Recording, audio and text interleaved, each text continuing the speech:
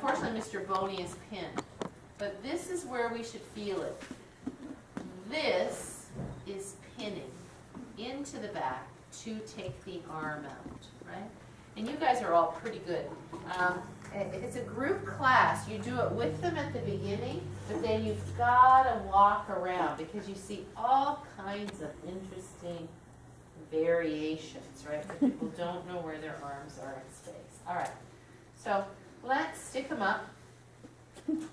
So now the elbows are maybe slightly lower than the shoulders, because if the elbows are as high as the shoulders, what do the shoulders do? They elevate, right? So that you still feel your what? Oh, your shoulders in their pockets. That's it. Shoulders in their pockets. Now, just for fun, bring your elbows back. Which way do your shoulders go? Forward, right? So bring the elbows forward. Bring the hands back without straining your neck. You should feel a stretch here in the biceps and in the chest. Yeah. So now let's close the elevator door. What happens here? What stretches? What gets strengthened? Trapezius and supraspinatus stretch. What's contracting right now? Chest, right? So open up, elbows forward, stick them up. Exhale, close the elevator door. But now, just for fun, when you close the elevator door, lift your shoulders up.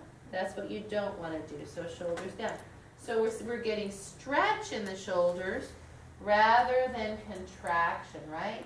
And the idea is to always present the elbows forward. Elbows forward, and close the elevator door. Once more. Breathe in, open. Exhale, close the elevator door. Now grow the arms all the way up. And exhale, feel the shoulders, release the arms. What do you feel like you need to do here right now? Shoulders up and back and down. Shoulders up and back and down. And tick-tock, right? Side, tick-tock, right? To release this. Because even though you're doing the neck muscles are going to take it a little bit. And like I wouldn't do that just as a single exercise. I would do it as a shoulder complex, right? I'd have a couple things that I'm going to do.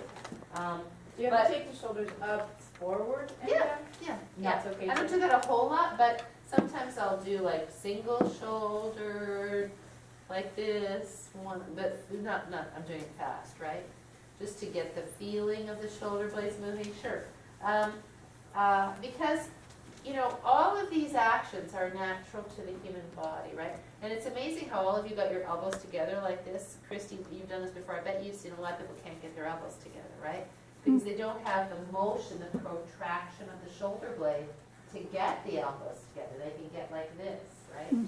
So what seems easy to you, you put it on a different body and it's a different thing, right? Isometric doorway, chest expander, scapular stabilizer. That's what we did last week, right? Scapular stabilizer, also this, right? This is a scapular stabilizer too, yeah?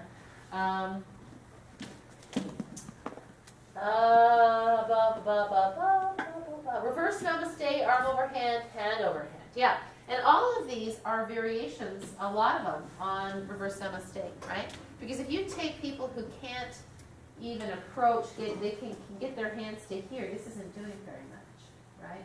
They'd get a lot better action if they did some of these other actions with their shoulders, right? Because obviously they're not getting much going on. So if they're just doing this, you know, it's a good thing, right? Let's go over reverse namaste. Can you stand up? I personally do not do reverse namaste early in a practice. Why? Right, because internal rotation of the arm bone, and then, so to get the hands into reverse namaste, you internally rotate the arm bones, right? Then when they're in namaste, what do? I work on externally rotating, right? So the preparation for this too is in video.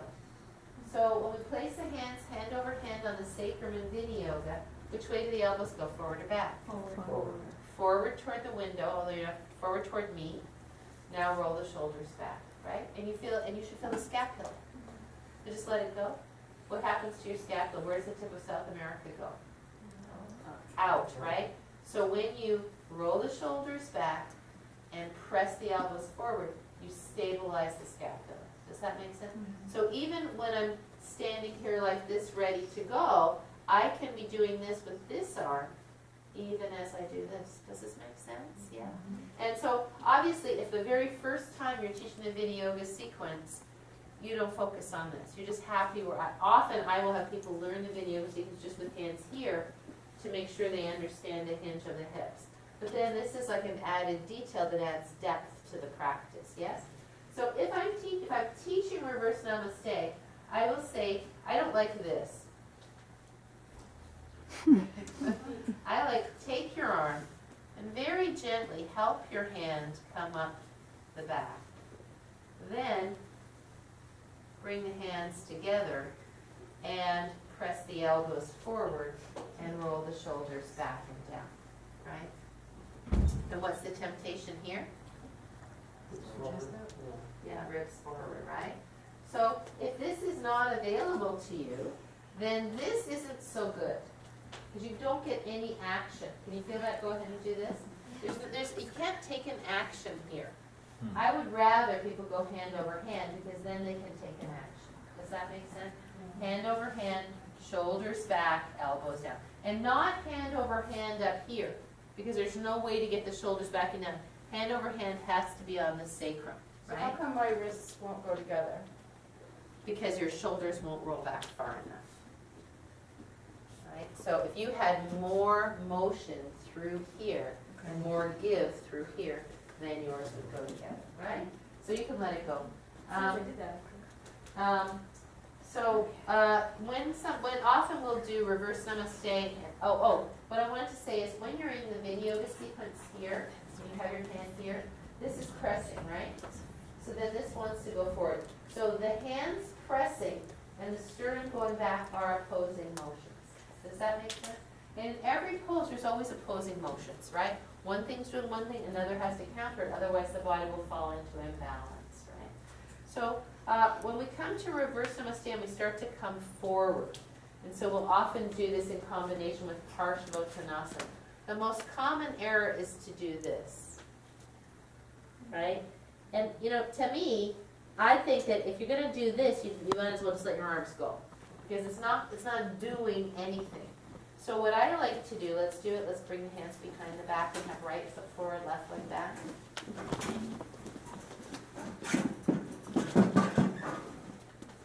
I like to talk, let your ribs come forward, and then exhale, pull the ribs in so you feel the pressure of the hands, and you might be in hand over hand here, and the pull back of the ribs is counter actions. Good. Now from here, with your knee bent, hinge forward about 20 degrees. Press your elbows to the floor and roll your shoulders back and down. So there's that push me, pull you, right? Elbows coming toward the floor, shoulders back and down. Now with the knee bent, come forward to about 45 degrees. Elbows toward the floor, shoulders roll back and down. And now hinge at the hips and come maybe, almost 90 degrees. And elbows forward and shoulders back and down. Now push with your right heel, pull your chest forward to come up. And so now slowly sweep the arms down, turn the thumbs back, and very easily lift up. And I'll usually do something like this when I'm just teaching. Doesn't that feel good? It's a little place to rest your muscles. Then lift up and slowly.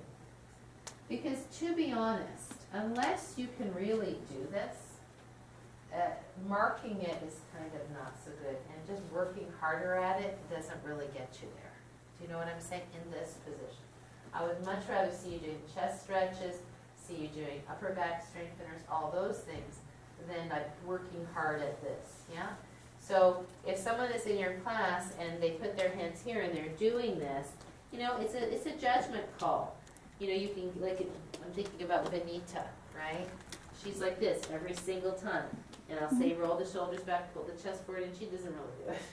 She kind of marks it. But that is what she's not hurting herself. What does that mean, Martha, when you say that?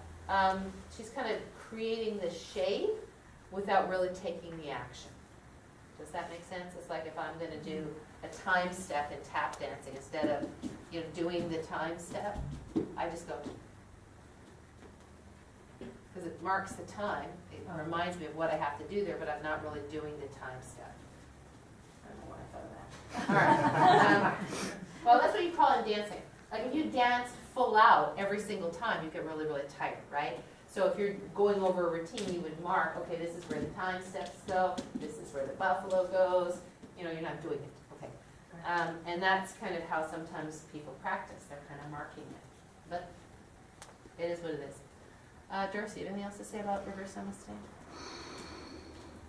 Yeah, don't use it very often. Honestly, if I'm going to do Parsvottanasana, more often than not, just have the arms alongside the body, reaching the fingertips back. Right.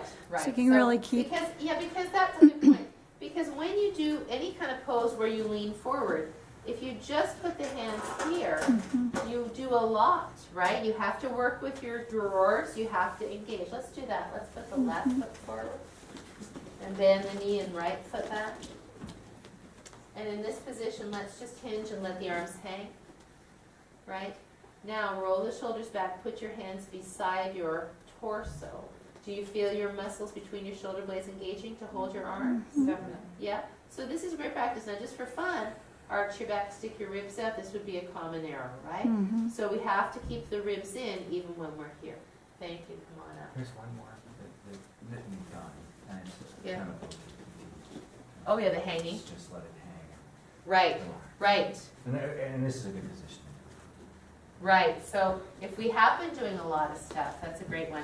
This is what they'll give you in PT is to shake the arm gently. I don't ever like to use the word shake. Just loosen the arm a little bit, just let it be free. Circle it, the weight of the arm like this. Right. Yeah, but it's different. Circling is different than rotating, supinating, and pronating, right? So a little bit like this, yeah. So then back, side to side, I'll just tell her. back and forth, Sorry, but nice. Oh, circle. Yeah. Side to side, back and forth, and circle. Yeah, yeah, yeah, yeah. I think that's a good thing to do. And often I'll do that here. Yeah. I'll do Yes. clock face. I'll go here like this, and I'll say just hang the arm right here. And then pull through and come on up. Because that's what should happen at the bottom of clock face anyway. It should be an arm dangle before the arm comes through. Yeah. Audrey, what about clasping opposite elbows? Just as a stretch. I think again you get. Go ahead, do it. I think you get a lot of ribby action. You can, but same with... Yeah. Yeah, I maybe think more I like so. hand over hand better because I think you get better action. I think I do. When you I do feel like my this, shoulders if you go fold forward. elbows, it does. It rolls your shoulders forward, and I'm not sure you can get them back as well. I think you get better movement here and in the front of the bicep, and the short head of the bicep a little bit. It's not horrible. So you could say you have people who are capable of it. Reverse namaste. I like reverse namaste. It's a great practice for Parsvottanasana. It's a great practice for Warrior 3. It's a great practice for Ardha Chandrasana. It's just you have to have people that can do it, right? So, that's just down the road. All right. Short break? Short break? Okay, sure. So,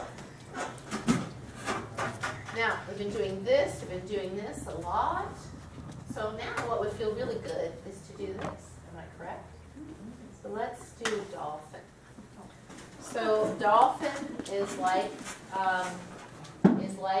downward facing dog, except the forearms are on the floor. It's a good replacement for downward facing dog. There are some circumstances that might require some adjustment in dolphin that none of you have. Obviously, it's going to be restricted by hamstrings again. If the person has very tight hamstrings, and scapular elevation, like Louis' dad, he did dolphin plank the other day, and it was very difficult for him because he has the bad combination, short hamstrings and scapular elevation. But we were able to fix it for him in a way that you'll probably remember because it was the same thing for Jim. Remember Jim yesterday? So, forearms down. I like to say, lift your knees off, step your feet wider than your hips, bend your knees, and take your chest back towards your legs. Yes? So the common error is to think you're going to do a headstand and do this, which wouldn't be horrible to be up like this if you could do it well. But it doesn't, the intention, what's the intention of dolphin plank? It's a prep for when you're going to do the other. It's a prep for no-head headstand, yes. The main intention is to open the angle of flexion of the shoulder and to create a sustainable upper back strengthener. Yeah? So that's why I love dolphin, because you can get ladies who could never do a long-term downward facing dog because they have wrist issues, or they can't do plank because of whatever, and here they can get bone building, right? So they can get their hips up and do that. Now, let me toss in a couple blocks. So yesterday we had Jim, who has the neck issue, right? He had neck surgery. We got the flood warning going now. Okay, if you see the water rushing toward the window, We've got voice props. we had Jim yesterday who had really long arms, and he has the neck issue, the scapular elevation. So we did like this for him, and we put him up, we put his hands over the edge, and now he had room to move, to hang his head. When he was down like this, with those long legs, he was kind of driven down. Yeah? So a little bit of elevation, but the hands in between can be a good fix for that. You just have to watch you put the blocks at a good angle for them. Does that make sense? What are the common errors in this? Elbows too wide, legs straight. If your legs are straight and your hamstrings are tight, you're going to be like this. You got to bend your knees and open. Yeah? Does that seem reasonable? Yeah. So on your own mat, let's do a little dolphin and feel your shoulders.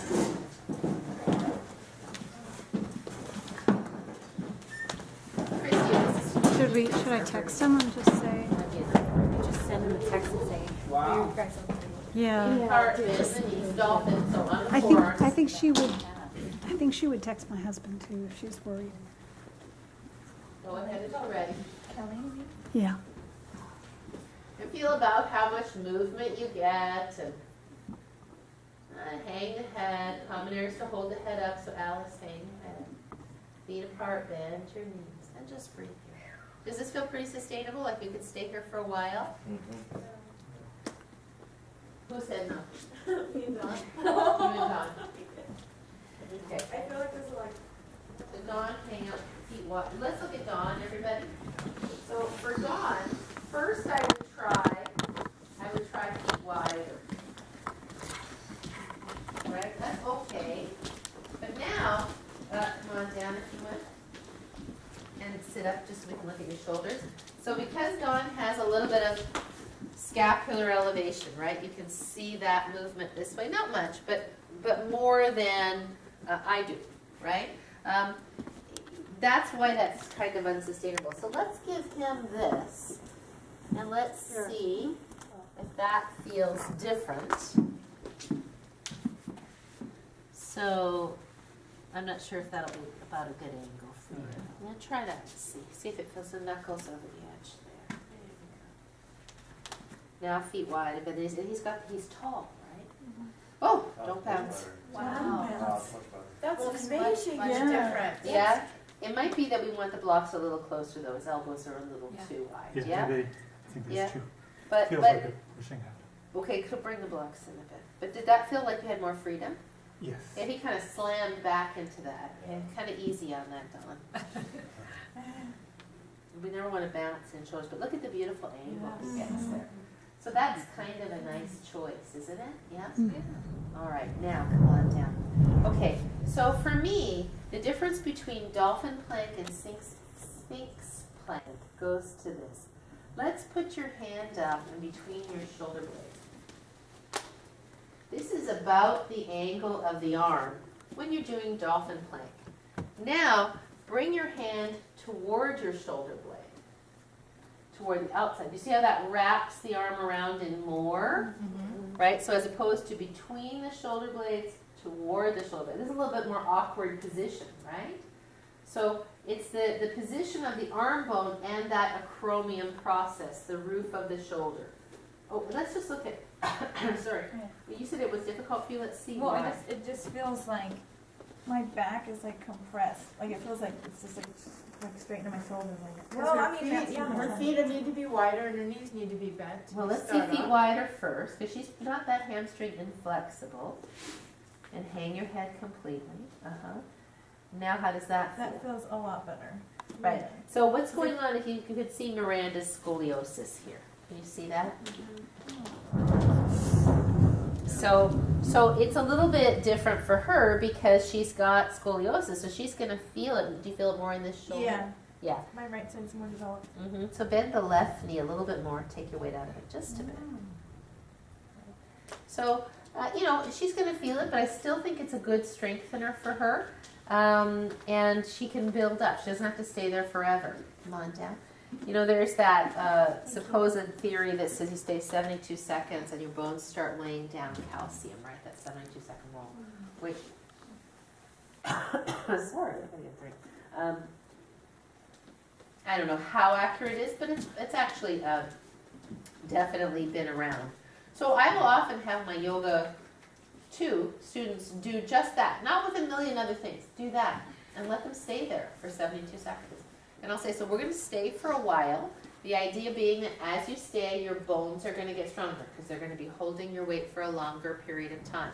The main thing that we need to go over the format is that you relax with it because you'll feel tired. You'll feel like this is difficult. And that's what needs to happen. The bones need to feel like it's difficult so they'll gather more calcium from the blood and strengthen themselves, right? So if you feel like it's difficult, that's good. It's not something bad, right? Does that make sense?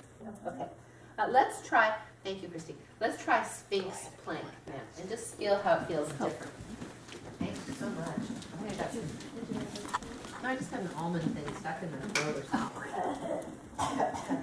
Right, so stretch out the fingers, forearms, shoulder distance apart. And my suggestion is don't accommodate your props, move away from your props. My suggestion is you go wider feet, as wide as your mat. And hips up and back. So not plank, but you said plank. inverted. Did I say Sphinx plank? Sorry. I meant inverted Sphinx. I apologize. Now this is a different position of the shoulder bones, isn't it? Yeah. Hang the head completely and breathe here. Bend your knees. And you won't go as far. Go wider feet, Anthony, and walk back a bit. Pull back chest now. That's it. You won't go as far, but you'll breathe here, right? And then come on down. So that's not a yoga 2 practice. That's a yoga 3 practice. And it's a good practice. It's just not, it's not for everybody. Right? You call that downward Sphinx? I call it inverted Sphinx. You know, it's technically Pinchamayurasa. I used to call it Pinchamayurasa in preparation, which is what it is. But then, like, most of them are never going to do Pinchamayurasa, so it's just kind of like a blah, blah, blah word. It doesn't mean anything. But if you say Sphinx, it kind of means something, right? Does that make sense? Okay, now let's do dolphin like this. Kind of sure it's worse since your mat's against the wall. So we got a little bit of extra weight bearing in dolphin, right?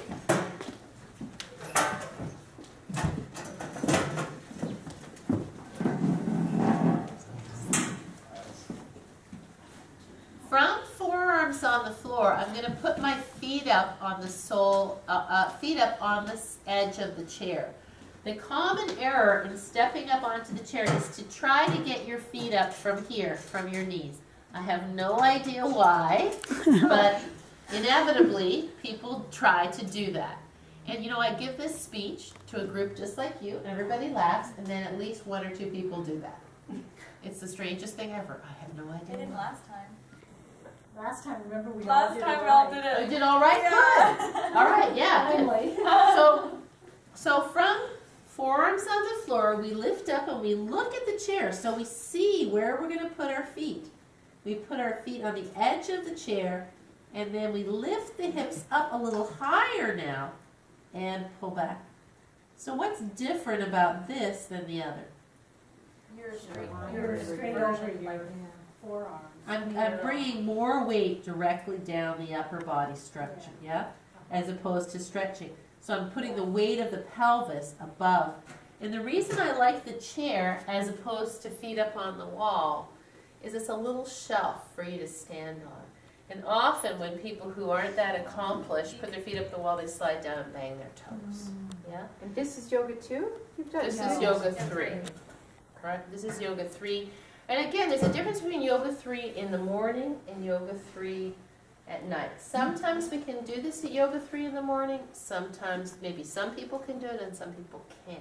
So yoga 3 at night is a little bit more... It's definitely much more athletic. I didn't know that. Yoga 3 in the morning is, I just said to Anthony, it's menopause alley. It's that 8:30 Monday, Wednesday, Friday. It is. It's not a young athletic group. It's a group of people who've been practicing a very long time. Some of them, for their age, are amazing. If you know Hildy.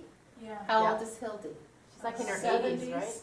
She's in her 70s. She's in her like mid to late 70s.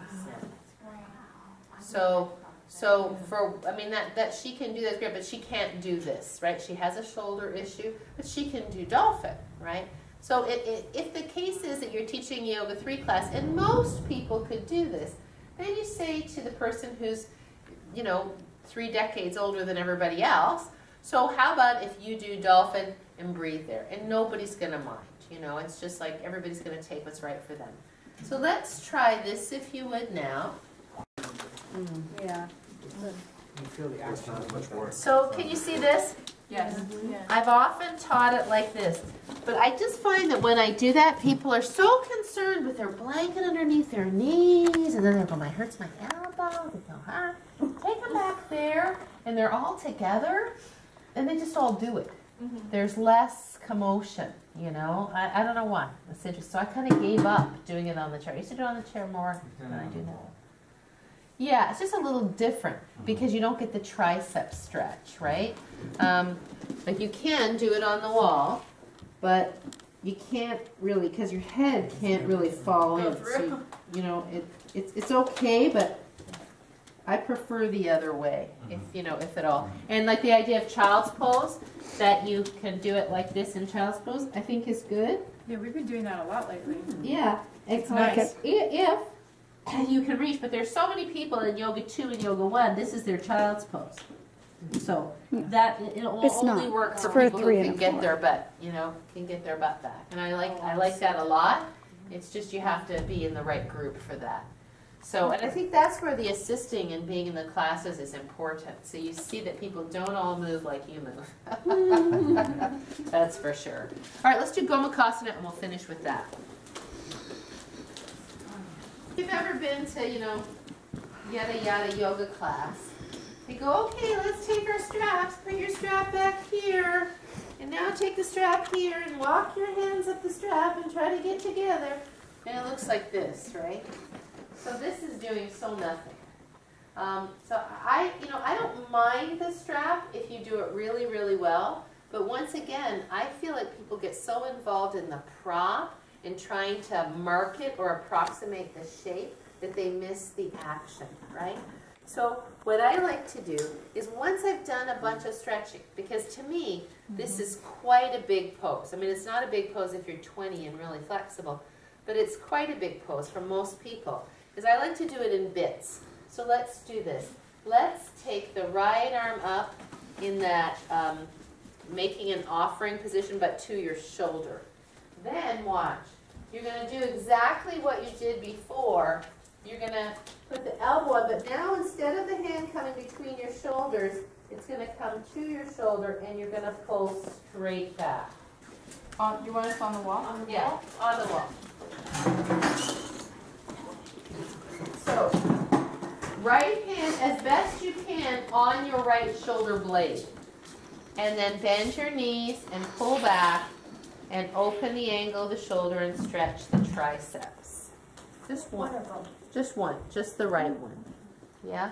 And watch that the back doesn't arch as little as possible and you're not twisted. So turn to the right, like with your back. There. You feel that? And that's it. And chin just down easily. So pull this way, yeah. So don't twist your hips, yeah? Thank you so much. Let's take that down. Now we would probably have done some other things to stretch this out. But if you just do this, and you're trying to grab the strap like this, what's happening in this shoulder blade? Or not shoulder blade, what's happening in this shoulder joint? Pinching? Right, and what pinching is it? It's this pinching. It's this bone, instead of coming around and up, it's now hitting right here, right? And then this is coming this way. As this comes out, it hits right here. So we're trying to get it around and up enough that this can come around and create space. Does that make sense? So when we practice this, instead of doing this, which flares the armpit, I like to bring the hand here to leverage the bone in a little bit more. Does that make sense? Okay, so now let's take, this is, I don't do, if I'm going to do the bottom arm, I will just do what we, for yoga 2 and yoga 1, I will just do what we did before. This shoulder, this, right? If I'm going to do it with yoga 3 and 4, I will add on, but only if you don't have an injury. If you have an injury, then you go here or here, and you work your elbow forward and your shoulder back, right? If you don't have an injury, which arm did we just use? The right one up? Yes. Take the left wrist, put the hand behind you as much as you can. Now the way that this can walk up the shoulder, if your elbow's out like this, the hand comes down, right? So you want that hand to come up. So one way to do this is to lean, rolling the shoulder back, is to lean the elbow against the wall and help encourage the arm a little bit closer to the torso to walk the hand up more. This you would only do if your chest was wide open and if you didn't have a shoulder injury. You see what happens? So left arm bone is being pushed by the wall closer into your body so that your left hand can come more up your back. Do you feel that? Yes. Yes, and so we breathe here. And we're trying not to stress the wrist. So if your wrist is at an angle that's really uncomfortable, try to place it so the wrist is okay. Yeah? Nice. Good. Now keep your arm just where it is. Stand up so that it's not touching the wall. Sorry, I'm wandering. Take your right arm straight up like you're making an offering. Wrap it in like you're going to touch your shoulder blade. Wrap that arm around. Then bring the right hand toward the left. And maybe it gets there and maybe it doesn't. Right? And now if I were really working on this and we had done this, I could put a strap in here. I could say, take this hand up and do what you did, wrap it in, take the strap, and then you could hold the strap if you weren't quite there. Does that make sense, everybody? Mm-hmm. All right, thank you. Slowly slide your arm out. You will definitely feel that on that bottom shoulder, yeah? Because that shoulder is this bone internally rotated or externally rotated? It's internally rotated. And even though you're trying to move it externally, it's not going to happen. It's still internally rotated, right? So let's take the arms up. This is what I like to do here. Then cross the arms around the back. Because you've probably just been arching a little bit, right? Breathe in. Don't make this a big forward fold. Hollow the belly like cat stretch around the back, protract. Open the chest, palms up. Once more. So hands not much lower than the knees. Round, come all the way up. And make sure when you come up, Miranda, that you're not coming up like this. Come up with spine and extension. Yeah? Okay. So let's do the other side, shall we? Take your right arm up. Take your left arm up. And put your hand on your shoulder. Then tricep on the wall. And pull back without twisting. Try to stay as straight as you can. And let's breathe here. And so you put yourself in this position of stretch, and then you don't try to make it more. You just breathe here. And if your shoulder is not liking this, don't do it because it will hurt you. This is extreme positioning. This is not for people that are having a current issue. I'm just trying to square you off. That's it. Nice. One more breath. Now very slow, put your right hand on the wall to lift the left hand off your shoulder and release. Yeah?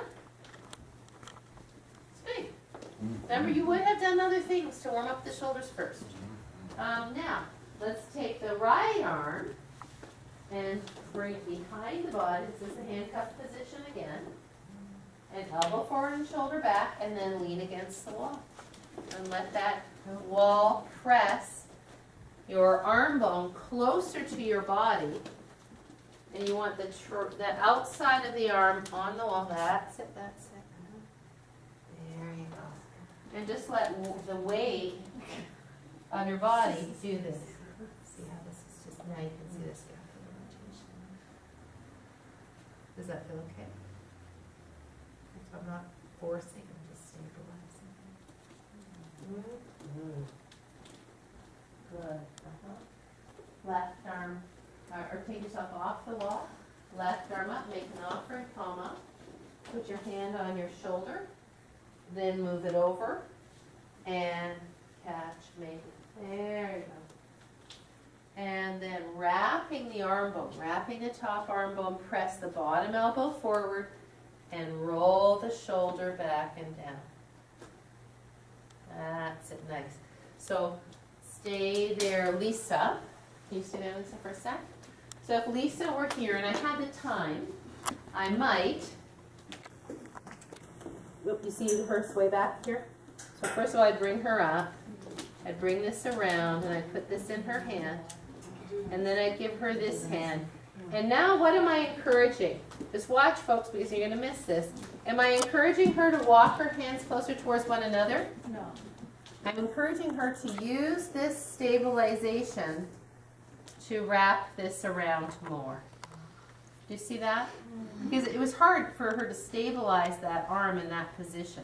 But now her shoulder looks healthy. Before it wasn't looking so healthy, right? And then that's plenty. We're not trying to, because if she tries to walk your hand up more, she may try to get her hand up more, but you see this shoulder rolling forward even more. And I'm not sure that that's necessary. Yeah? Thank you. And then the ribs go more, right? So I would rather just use it to feel stable and breathe and to get more wrap than to scrub your back with a soap brush. Does that make sense, everybody? All right, thank you so much. Let's do this to finish. All right. We're going to put a bolster like that on our mat. What time is it? Oh, we have time.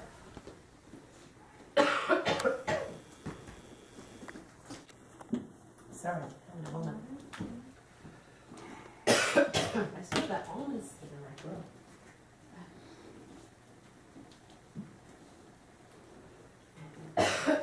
Flatten this down.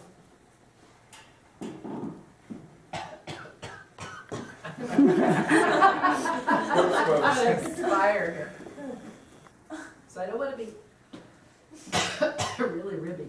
I want to get all that down. Try to figure this one out. Yeah, start because that's too small. It doesn't support your neck. Your butt is on the blanket. Now, what else? I wonder, would it be better to blocks underneath your knees? Or blanket underneath your knees? Probably better if we did this to have a blanket underneath the knees. Sorry. So, Can we use the cylinder? no. You don't think you need it. You just need it. I was just thinking of sand. Oh, the cylinder. Oh, They're not the doing anything. cylinder. Oh, Yeah, God, yeah, the she's cylinder about to do underneath. Oh, I thought you meant another bolster. Well, I don't blocks. You can also put your blocks there. Oh. Probably if I was going to have students do this, I'd let them have a big rolled blanket because it'd probably feel better. Really? Yeah. So you have to wiggle so that Getting better. your lower back feels good. It shouldn't feel archy and you shouldn't feel ribby. So you might have to offer a student another blanket to go under their butt if that's not high enough. Now, common error is for the student to have their hands down beside them, palms down. So instead, we want the arms to the side in a low V. Yeah? Not a complete T, but a kind of V. And Karen, you want your feet off the floor, off the wall. Yeah? So You should feel that your shoulder blades are down and your chest is open, yeah? The blanket should be touching your shoulders, so there's no space between your shoulders and the base of your skull, yeah? Your neck is completely supported.